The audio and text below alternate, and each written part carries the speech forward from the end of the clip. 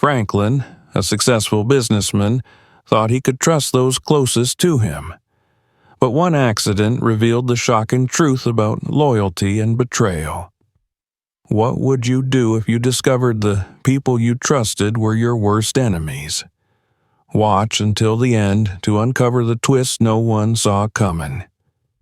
Share your thoughts in the comments below. Franklin sat in his corner office, the panoramic view of the bustling city spread before him like a living painting. He adjusted his tailored suit and leaned back in his chair, reviewing the last email of the morning. Life had been good to him.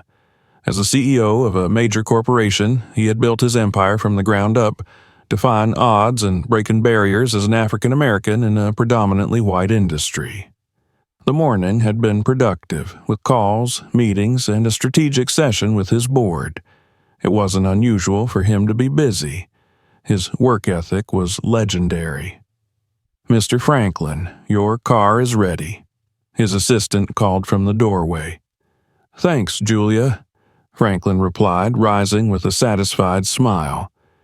He had an important lunch meeting scheduled downtown with a potential investor. Grabbing his keys and briefcase, he headed out. The city streets were bustling as usual, the mid-morning sun casting long shadows on the pavement. Franklin's car, a sleek black luxury sedan, was his pride and joy, a symbol of how far he'd come. He navigated the traffic with practiced ease, his thoughts occupied with plans for the future. His company was on the cusp of a major breakthrough, a new project that would solidify their position at the top of the industry. He glanced at his watch. The meeting was in 30 minutes, plenty of time to make it. But as he turned onto the freeway, a truck in the opposite lane veered unexpectedly, its driver apparently distracted. Franklin's instincts kicked in as he swerved to avoid it, but the road was slick from an earlier rain. His tires skidded, the car fishtailing out of control. The impact was violent. The sound of crunching metal and shattering glass filled the air as Franklin's car collided with the guardrail. The world seemed to tilt on its axis, everything spinning in a chaotic blur. His body jerked forward, the seatbelt digging painfully into his chest before everything went dark. When Franklin came to, his vision was blurred, and his body ached. The muffled voices of paramedics surrounded him as they worked quickly to extract him from the wreckage. He caught snippets of their conversation, something about a possible head injury and internal bleeding. The urgency in their voices was palpable. He was loaded into an ambulance, the sirens wailing as it sped toward the nearest hospital. Franklin drifted in and out of consciousness, his mind foggy. Memories of his life flashed before him. His mother's proud smile when he graduated college, the late nights building his company, the obstacles he'd overcome. He clung to those memories, a lifeline in the chaos. At the hospital, doctors and nurses swarmed around him. Tests were run, scans taken, and decisions made in rapid succession. Somewhere in the haze, he heard someone mention a medically induced coma to help his body heal. Fear gripped him for a moment, but exhaustion soon took over, and he let the darkness claim him. The days that followed were a blur of beeping monitors and whispered voices. Franklin's family and friends visited regularly, sitting by his bedside and praying for his recovery. His board members made appearances too, expressing their concerns and offering support. But Franklin remained unresponsive, locked in the liminal space between life and death. Meanwhile, the world outside continued as usual. News of his accident spread quickly, sparking speculation about the future of his company. Analysts debated who might take over in his absence, and employees whispered anxiously about what it all meant. For Franklin, time had lost all meaning. He floated in a dreamlike state, his mind a fragmented mosaic of memories and sensations. Occasionally, he thought he could hear voices, familiar and unfamiliar, piercing through the fog. But he couldn't respond, trapped in his own body. It wasn't until the 5th day after the accident that Franklin's eyes fluttered open. The light was harsh and his head throbbed, but he was awake. A nurse noticed immediately and called for the doctor. As they checked his vitals and asked him questions, Franklin's mind raced. He had survived. But his ordeal wasn't over yet. Lying in that hospital bed, Franklin realized how fragile life was. Everything he had built, everything he stood for, could have been lost in an instant. Determined to make the most of his second chance, he began to plan his next steps. Little did he know, the real test of his strength and character was yet to come. Franklin opened his eyes, the sterile white of the hospital ceiling greeting him. The throbbing pain in his head and the stiffness in his body were reminders of the accident, but his mind was sharp. He had survived. The soft beeping of the monitors and the murmur of voices outside the room grounded him in reality. A nurse entered, her eyes lighting up when she saw him awake. "You're back with us," she said warmly. Franklin nodded faintly, his throat dry, and motioned for water. After a few sips, he managed to croak out a single question. "How long?" "5 days," the nurse replied, adjusting his IV. "You've been in a medically induced coma to help with the swelling in your brain. You're very lucky, Mr. Franklin." Lucky wasn't the word Franklin would use, but he understood her sentiment. As she continued her routine checks, he remained silent, his mind already racing. His company, his responsibilities, his life, they had all been left in limbo. He needed to regain control, but his body wasn't ready. He was weak, his limbs heavy, his voice a mere whisper. For now, he had to bide his time. Later that day, the doctor came to assess him. "Your recovery is remarkable," the doctor said, flipping through charts. "But you need rest. No stress, no work. Let your body heal." Franklin agreed, though inwardly he was already strategizing. He needed to know what was happening outside these walls. He needed to know how his absence was affecting his company. The next day, the first visitors arrived. His assistant, Julia, was the first through the door, her face a mixture of relief and concern. "You scared us all, Mr. Franklin," she said, her voice wavering. "The board has been checking in constantly, and your employees have been sending their well wishes." Franklin smiled weakly, grateful for the support. As Julia updated him on company affairs, he noticed she chose her words carefully, omitting any mention of challenges or potential problems. She didn't want to stress him, but Franklin could sense there was more to the story. Later that afternoon, the doctor informed him that some of his senior staff had come to visit. Franklin's heart sank. He wasn't ready to face them, not yet. He wasn't sure why, but an unease settled over him at the thought. When the door opened and his 4 top executives filed in, he instinctively closed his eyes, feigning unconsciousness. He listened as they exchanged polite words with the nurse, their concern sounding rehearsed. Once the nurse left, the tone shifted. "So, what do we do now?" one of them asked. Franklin recognized the voice. It was Richard, his head of operations. "I don't think he's coming back," another voice replied. This was Peter. His Franklin lay in his hospital bed, staring at the ceiling as the weight of what he had overheard settled deep into his chest. The betrayal was sharper than any physical pain he felt from the accident. These were people he had trusted, people he had mentored, and they had not only dismissed him as a leader but had used the color of his skin as marketing director. Even if he does, he won't be the same. Running this company takes strength, vision, I don't think he has it anymore." Franklin's chest tightened, but he remained still. The conversation continued, growing darker with each passing minute.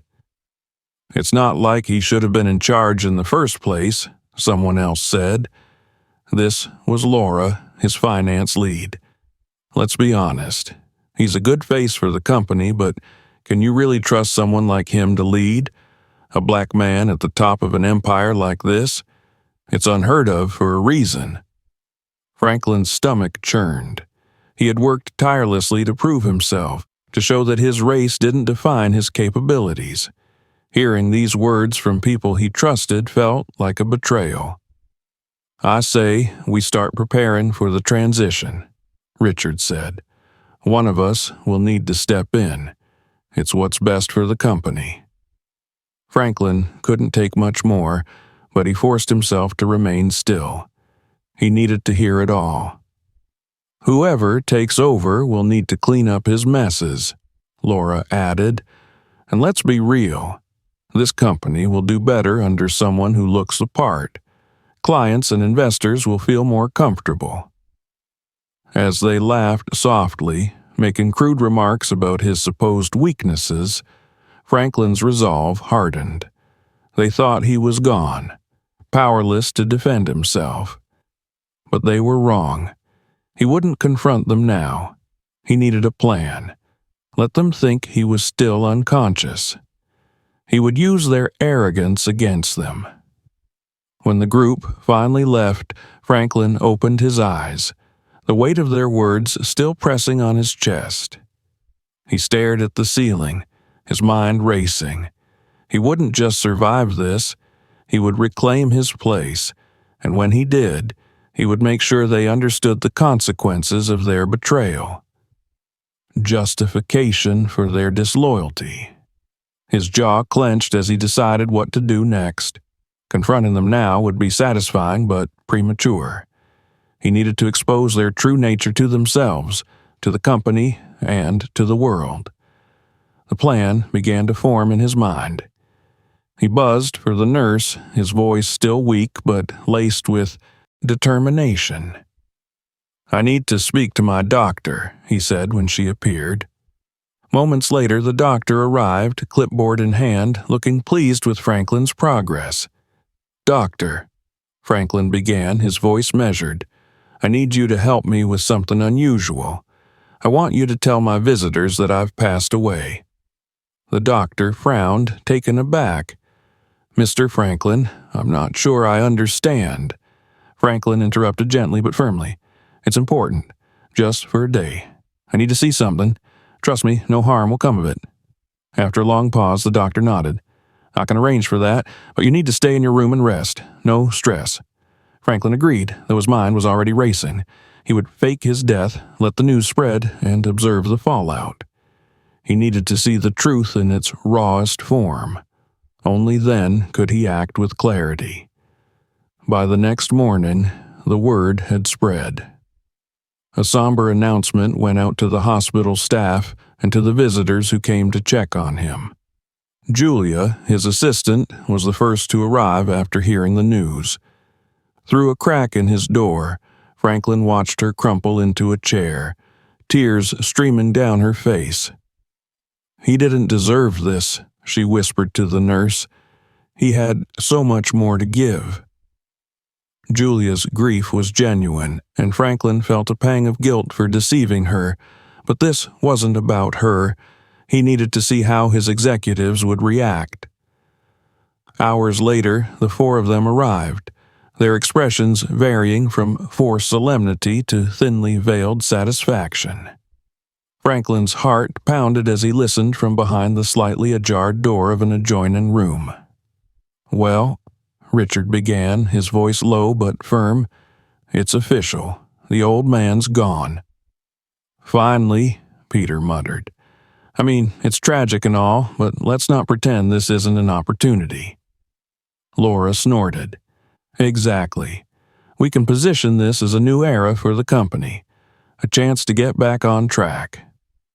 The last to speak was Amanda, the quietest of the group. Do you think we'll face backlash? People loved him. Richard dismissed the concern with a wave of his hand. He was a figurehead. A mascot, really. The clients respected his story, but they'll appreciate competent leadership even more. Franklin's fists clenched at their audacity. The conversation shifted as they began to plan his replacement. They spoke of strategies to align with more traditional leadership values and made coded comments about restoring the company's proper image. Franklin heard the disdain in their voices, the thinly veiled contempt for the very diversity that had propelled the company to success. What came next shook him to his core. "We should celebrate," Laura suggested, her tone flippant. "It's not every day we get handed the keys to the kingdom." "Agreed," Peter said with a laugh. "Let's toast to the future. The company's finally ours." They left the hospital, their voices fading down the hallway. Franklin waited until the coast was clear before summoning the nurse. "Can you find out where they're going?" he asked, his voice barely above a whisper. The nurse hesitated but eventually agreed, overhearing a part of their conversation as they passed the nurse's station. That evening, Franklin's driver picked him up discreetly. Still weak but determined, Franklin insisted on following his executives. They had gathered at an upscale lounge, champagne glasses in hand, their laughter loud and unrestrained. From his hidden vantage point, Franklin observed their celebration. A banner hung over their reserved section with the words "New Beginnings" emblazoned across it. Beneath it, someone had scrawled a crude and offensive joke targeting his race. Franklin's anger boiled over, but he remained silent, watching as they toasted his supposed demise. Their true colors were on full display. They didn't just want him out of the way, they reveled in it. Satisfied that he had seen enough, Franklin instructed his driver to take him home. As the car sped through the city streets, Franklin's mind raced with the possibilities. This was no longer just about betrayal. This was about justice. His plan was only just beginning. The next morning, Franklin arrived at the office earlier than usual, his driver helping him carefully out of the car. He was still weak, his body recovering from the accident, but his mind was sharper than ever. His return wasn't just about reclaiming his place. It was about confronting the betrayal and setting things right. He stepped through the revolving doors of the building, his presence commanding attention from employees who froze mid-step, shocked to see him alive and well. The whispers began immediately, and Franklin caught snippets as he made his way to the elevator. "Is that Mr. Franklin? I thought he was—" "He's back. He doesn't look like someone who was in a coma." "What's going on?" Franklin ignored the murmurs, his focus solely on the task ahead. Inside his private elevator, he stared at his reflection in the polished steel walls. He looked pale, the toll of the accident evident, but there was fire in his eyes. He adjusted his suit, straightened his tie, and prepared for what was to come. When he reached the executive floor, he was greeted by his assistant, Julia, who looked as though she had seen a ghost. "Mr. Franklin," she stammered, tears welling up in her eyes. "You're alive? I don't know what to say." Franklin placed a hand on her shoulder, offering a faint smile. "It's okay, Julia. I know this must be a shock. Thank you for holding everything together in my absence." Julia nodded, still visibly emotional. "I'm just so glad you're here. Everyone thought, well, it doesn't matter now. You're back, and that's all that matters." "Not everyone will feel the same," Franklin muttered under his breath, his gaze hardening. He instructed Julia to call a meeting with his senior team immediately. "Tell them it's mandatory. No excuses." The meeting was scheduled for an hour later in the large conference room, a space with floor-to-ceiling windows overlooking the city. Franklin arrived first, taking his seat at the head of the table. He folded his hands and waited. One by one, the four executives entered, their faces a mixture of confusion and unease. Richard was the first to speak. "Franklin," he said, forcing a smile, "we weren't expecting you. This is, quite the surprise." "Not as surprising as the conversations you've been having in my absence," Franklin replied coolly. The room fell silent, the weight of his words sinking in. Laura shifted uncomfortably in her seat. "We heard you had passed. Well, it's good to see you're okay." Franklin leaned forward, his eyes narrowing. "Let's not waste time with pleasantries. I know exactly what you've been saying behind my back.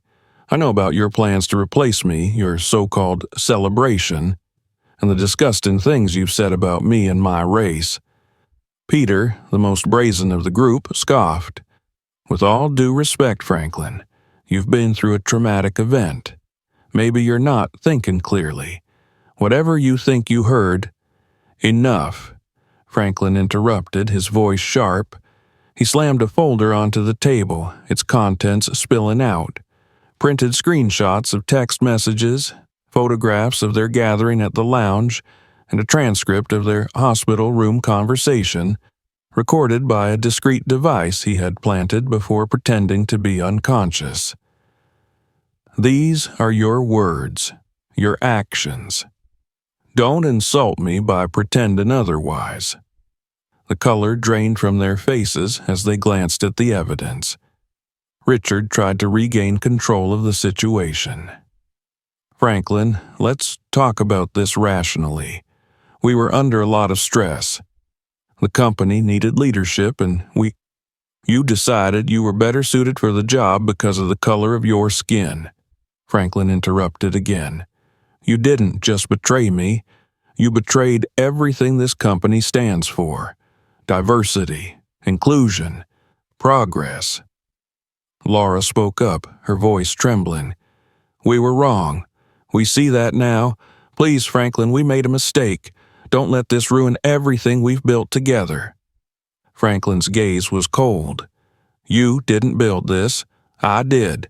And you've shown me exactly who you are. There's no room for people like you in my company." He stood, signaling the end of the meeting. "You're all fired, effective immediately. Security will escort you out." Panic set in as the reality of his words hit them. They pleaded, their voices growing desperate. "Franklin, please, don't do this. We have families. This will destroy us." Franklin didn't waver. "You destroyed yourselves the moment you chose hatred over loyalty. Now you'll face the consequences." As security arrived to remove them from the building, Franklin watched silently. He felt no satisfaction, only a steely resolve. This was just the beginning. Justice had to be served, not just for himself, but for the values he had built his company upon. When the last of them was gone, Franklin returned to his office, the weight of the moment settling over him. He wasn't done yet. The next steps would be even more decisive. Franklin sat at his desk, the silence of his office broken only by the faint hum of the city outside.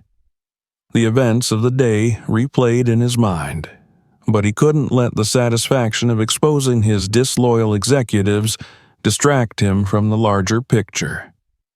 Their betrayal was symptomatic of a deeper issue, one that extended beyond the walls of his company.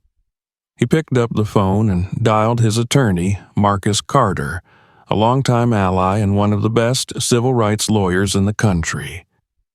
"Marcus, it's Franklin," he said, his tone firm. "I need your help. This isn't just about firing a few bad apples.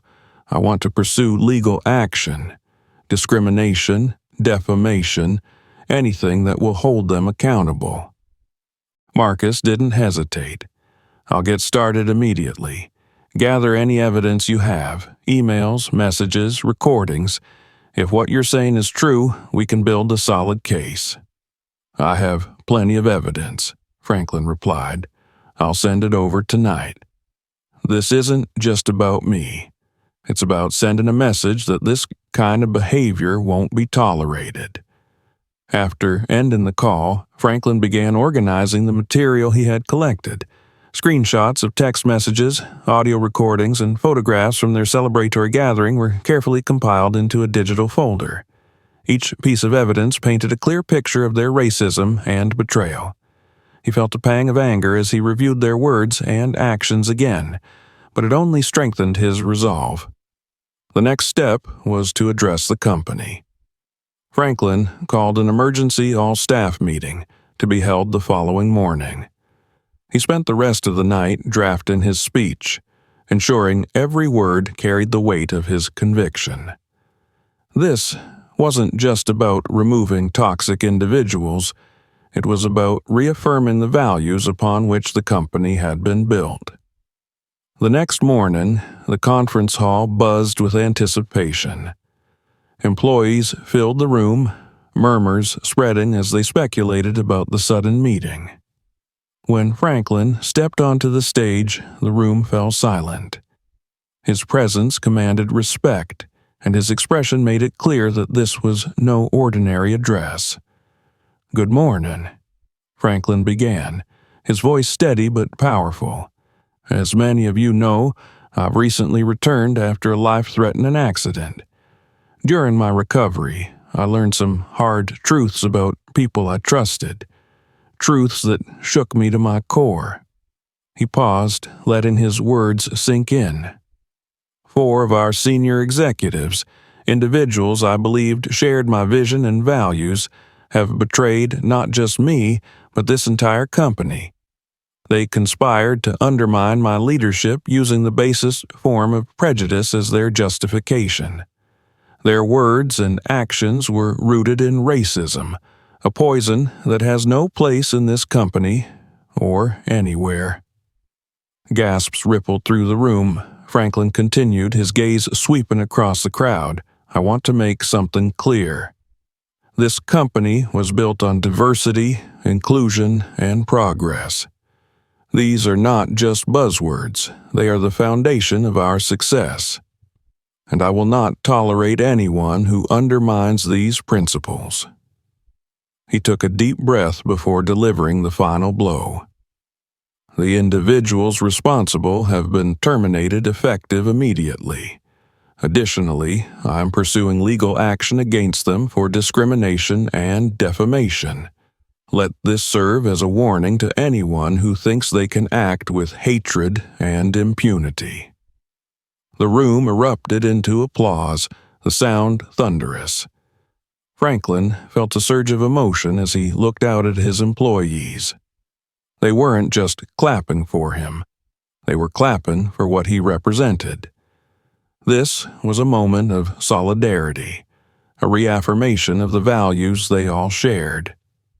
After the meeting, Franklin returned to his office where Marcus was waiting. "You've made your stand," Marcus said, handing him a file. "Now it's time to follow through. I've drafted the initial legal documents. We'll file them today." "Good," Franklin replied, signing the papers with a flourish. "I want them to feel the weight of their actions." Over the next few weeks, the lawsuit made headlines. News outlets picked up the story, framing it as a landmark case against workplace discrimination. The public response was overwhelmingly supportive, with many praising Franklin for his courage and leadership. The former executives, on the other hand, faced public backlash. Their names became synonymous with betrayal and bigotry, their reputations irreparably damaged. Franklin remained focused, using the momentum to implement sweeping changes within his company. He worked closely with HR to create new initiatives aimed at fostering diversity and equity. He also established a mentorship program for underrepresented groups, ensuring that the next generation of leaders would reflect the values he held dear. Through it all, Franklin stayed grounded. He knew this fight wasn't just about him or his company. It was about creating a better future. As he stood in his office one evening, looking out at the city skyline, he felt a sense of purpose like never before. The battle was far from over, but he was ready for whatever came next. One of those individuals was Michael, a young, ambitious manager who had started at the company as an intern. Franklin saw a bit of himself in Michael, the same drive, the same hunger to succeed despite the odds. He took Michael under his wing, mentoring him personally and preparing him for a leadership role. Watching Michael grow into his potential gave Franklin a renewed sense of purpose. As the weeks turned into months, the company began to transform. Employees spoke openly about feeling more valued and respected, and productivity soared. Franklin's actions had not only repaired the damage caused by the betrayal, but had also set a new standard for what the company could achieve. One evening, as Franklin walked through the nearly empty office, he paused at a window overlooking the city. The lights stretched out before him, a testament to the countless people working toward their dreams. He thought about the journey that had brought him here, the challenges, the triumphs, and the lessons learned. This fight had been one of the hardest, but it had also been one of the most rewarding. Leadership wasn't just about making the right decisions. It was about standing firm in the face of adversity, about turning pain into progress and betrayal into opportunity. Franklin had done that and more, and he was just getting started. Franklin stood in the center of the grand auditorium, the heart of his company's headquarters. The space was filled with employees, partners, and stakeholders, all waiting in anticipation. The past months had been a whirlwind of change, but today was about celebration, a testament to resilience, transformation, and the triumph of values over prejudice. As the murmurs died down, Franklin stepped up to the podium, his presence commanding the room. "Good morning, everyone," he began, his voice steady but filled with emotion. "Today marks a new chapter, not just for this company but for all of us as individuals. The journey to this moment has not been easy. We've faced challenges that tested our principles and our unity, but through it all, we've come out stronger." He paused, scanning the room. He could see familiar faces, longtime employees who had stood by him through the turmoil, and new faces, people who had joined the company inspired by its renewed vision. Franklin's eyes settled on Michael, now a rising star within the organization. He gave the young manager a nod of acknowledgement before continuing. "Some months ago, I found myself questioning the foundation of everything we built together. Betrayal can do that. It shakes you to your core. But what I've learned is that adversity doesn't define us. How we respond to it does. This company has responded with integrity, with innovation, and, most importantly, with action." The room erupted into applause, and Franklin took a moment to let it wash over him. When the noise subsided, he continued. "We have implemented changes that will ensure this company remains a beacon of diversity and inclusion. We've launched initiatives to mentor and uplift underrepresented talent, and we've set standards that hold us accountable to the highest ethical principles. These are not just policies. They are commitments to each other and to the future." Franklin's voice softened as he addressed the personal impact of the journey. "For me, this fight was not just about preserving my leadership or my reputation. It was about ensuring that no one, no matter their background or circumstances, ever feels they have to fight alone against prejudice and discrimination. This company stands as proof that success is not determined by the color of your skin, but by the strength of your character and the dedication to your work." He stepped back for a moment, gesturing toward a large screen behind him. Images of the company's transformation filled the screen. Team-building events, workshops on equity, photos of employees from all walks of life thriving in their roles. "This," Franklin said, pointing to the screen, "is what we stand for. This is who we are." As the presentation ended, Franklin invited Michael to the stage. The young manager walked up nervously, greeted by thunderous applause. Franklin placed a hand on his shoulder and smiled. Michael represents the future of this company, a future that is inclusive, innovative, and unstoppable. It's leaders like him who will carry our vision forward. Michael spoke briefly, thanking Franklin and the company for their support. His words were heartfelt, a testament to the opportunities he had been given and the confidence Franklin had instilled in him. As Michael stepped down, Franklin returned to the podium for his final remarks. One of those individuals was Michael, a young, ambitious manager who had started at the company as an intern.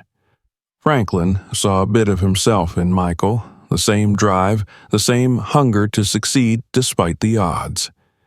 He took Michael under his wing, mentoring him personally and preparing him for a leadership role. Watching Michael grow into his potential gave Franklin a renewed sense of purpose. As the weeks turned into months, the company began to transform. Employees spoke openly about feeling more valued and respected, and productivity soared. Franklin's actions had not only repaired the damage caused by the betrayal, but had also set a new standard for what the company could achieve. One evening, as Franklin walked through the nearly empty office, he paused at a window overlooking the city. The lights stretched out before him, a testament to the countless people working toward their dreams. He thought about the journey that had brought him here, the challenges, the triumphs, and the lessons learned. This fight had been one of the hardest, but it had also been one of the most rewarding. Leadership wasn't just about making the right decisions. It was about standing firm in the face of adversity, about turning pain into progress and betrayal into opportunity. Franklin had done that and more, and he was just getting started. Franklin stood in the center of the grand auditorium, the heart of his company's headquarters. The space was filled with employees, partners, and stakeholders, all waiting in anticipation.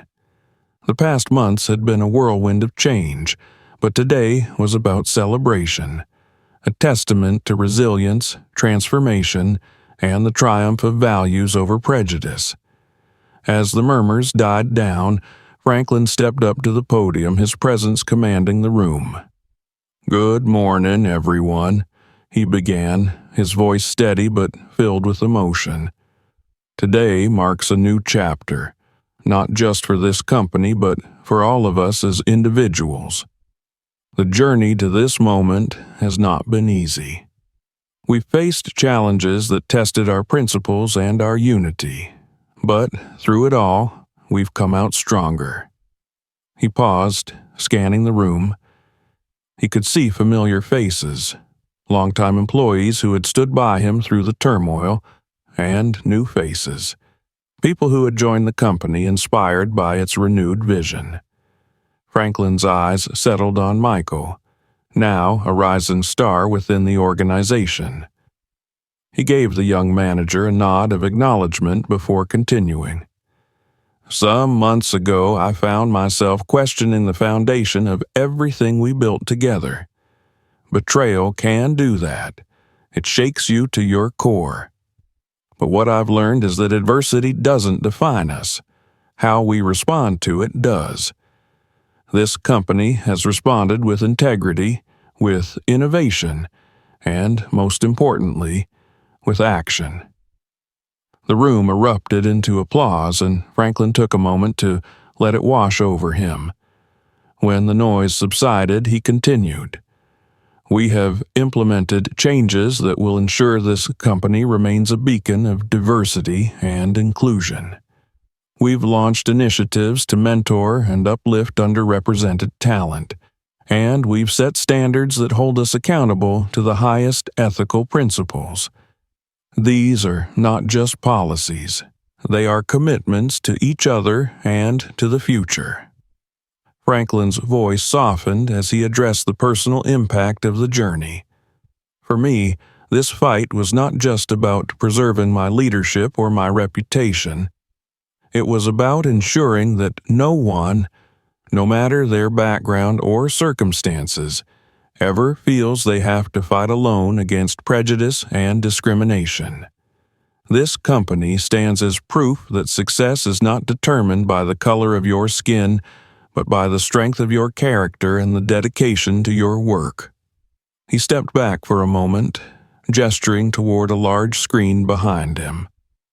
Images of the company's transformation filled the screen. Team-building events, workshops on equity, photos of employees from all walks of life thriving in their roles. "This," Franklin said, pointing to the screen, "is what we stand for. This is who we are." As the presentation ended, Franklin invited Michael to the stage. The young manager walked up nervously, greeted by thunderous applause. Franklin placed a hand on his shoulder and smiled. Michael represents the future of this company, a future that is inclusive, innovative, and unstoppable. It's leaders like him who will carry our vision forward. Michael spoke briefly, thanking Franklin and the company for their support. His words were heartfelt, a testament to the opportunities he had been given and the confidence Franklin had instilled in him. As Michael stepped down, Franklin returned to the podium for his final remarks. "Today, we celebrate not just our achievements, but our resilience. We've proven that no matter the challenge, no matter the betrayal, we can rise above it. We can lead with integrity and build a future that reflects the best of who we are." The room erupted into a standing ovation, the sound echoing through the auditorium. Franklin took a deep breath, his chest swelling with pride and gratitude. He had come full circle, turning pain into progress and betrayal into opportunity. As he looked out at the crowd, he felt a renewed sense of purpose. Later that evening, as the celebrations continued, Franklin stood alone for a moment in his office, gazing out at the city skyline. The lights sparkled like stars, each one a reminder of the countless lives that intersected with his company's work. He thought about the journey that had brought him here, the struggles, the victories, and the lessons learned. This was more than a victory for him. It was a victory for everyone who believed in the power of change and the strength of unity. Franklin turned away from the window, a faint smile on his lips. The fight wasn't over. There would always be new challenges, new battles to face. But for now, he was content knowing that he had turned a moment of betrayal into a legacy of justice and progress.